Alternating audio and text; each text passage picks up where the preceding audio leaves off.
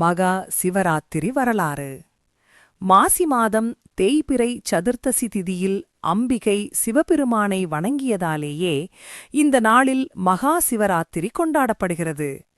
பகல் பொழுது பரமேஸ்வரனுக்கும் இரவு பொழுது அம்பிகையான உமாதேவிக்கும் உரியது என்பது நியமம். ஆனால் சிவராத்திரி என்பது அம்பாளின் வேண்டுதலின்படி கொண்டாடப்படுவதால் அது சிவனுக்கு உரியதாயிற்று.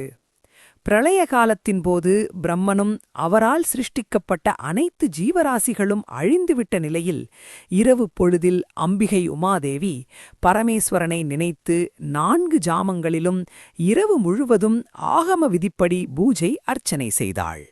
தான் பூசித்த இந்த இரவை தேவர்களும் மனிதர்களும் சிவராத்திரி என்றே கொண்டாட வேண்டும் என்று வேண்டினாள்.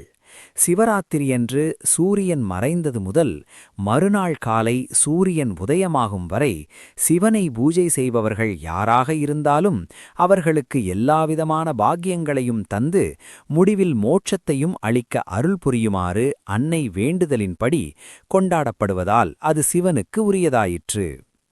வேட்டையாடச் சென்ற வேடன் ஒருவன் சிவராத்திரி வில்வ மரத்தடியில் இருந்த சிவலிங்கம் மீது உறக்கம் வராமல் இருக்க பறித்துப் போட்ட வில்வ இலைகள் அறியாமல் செய்தாலும் சிவராத்திரியன்று லிங்கத்துக்கு வில்வார்ச்சனையால் அறியாமல் செய்த அர்ச்சனையே ஒரு வேடனை நாட்டின் மன்னன் ஆகும் அளவிற்கு உயர்த்தியது.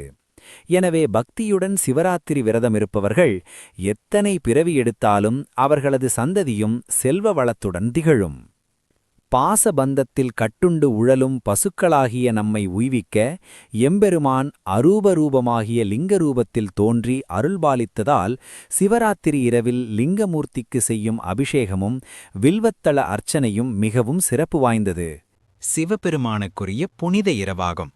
பிரம்மா விஷ்ணுவுக்கு இடையே தோன்றிய லிங்கோத்பவ வடிவம், பார்வதி சிவன் திருமணம், பார்க்கடலில் தோன்றிய விஷத்தை சிவன் அருந்திய நிகழ்வு, அல்லது வேடன் ஒருவன் தற்செயலாக வில்வ இலைகளை லிங்கத்தின் மீது போட்டு இரவு முழுவதும் விழித்திருந்து சிவனை வழிபட்ட கதை போன்றவை இதன் முக்கிய புராண பின்னணிகளாகும்.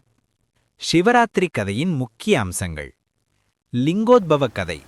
பிரம்மா மற்றும் விஷ்ணுவுக்கு இடையே யார் பெரியவர் என்ற விவாதம் வந்தபோது அவர்களுக்கிடையே அடிமுடி காண முடியாத பெரும் நெருப்பு பிழம்பாக, அதாவது லிங்கமாக சிவன் தோன்றினார். விஷம் உண்ட கதை.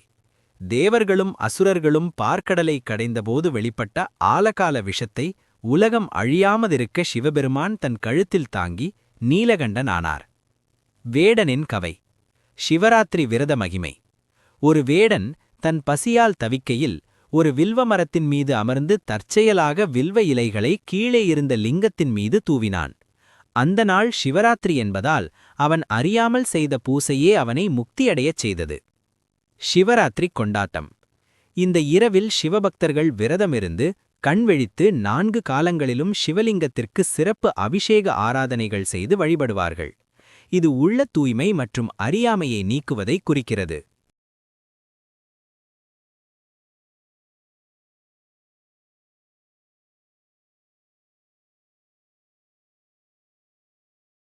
இதுபோல பல வீடியோக்களை பார்ப்பதற்கும் வரலாறுகளை தெரிந்து கொள்வதற்கும் நம்ம சேனல் தமிழ் அனிவர்ஸை சப்ஸ்கிரைப் செய்யவும். மீண்டும் அடுத்த வீடியோவில் சந்திப்போம்.